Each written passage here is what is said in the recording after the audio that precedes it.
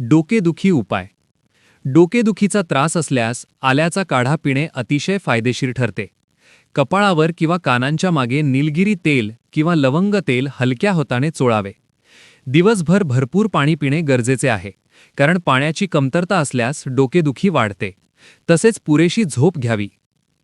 अंगदुखी उपाय.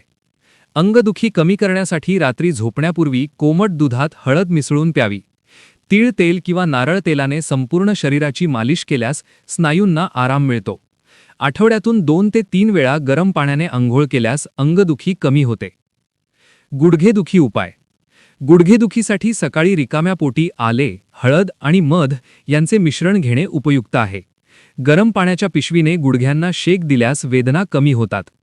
एरंडेल तेलाने रोज हलक्या हाताने मालिश केल्यास गुडघ्यांची जडपणा आणि सूज कमी होते. पित्त, ॲसिडिटीसाठी उपाय.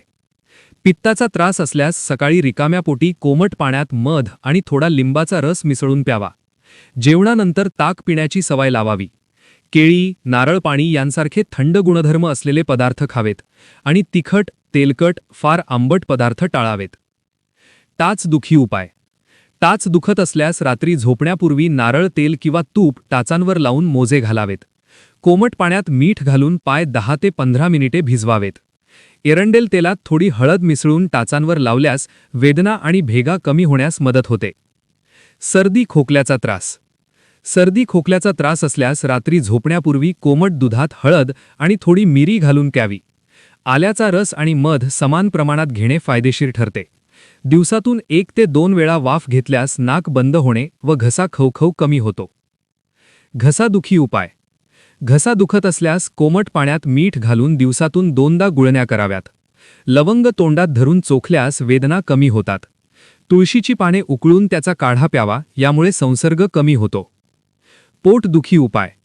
पोटदुखी असल्यास ओवा आणि मीठ कोमट पाण्यासोबत घ्यावे. अजमोदा पाण्यात उकळून ते पाणी प्यावे.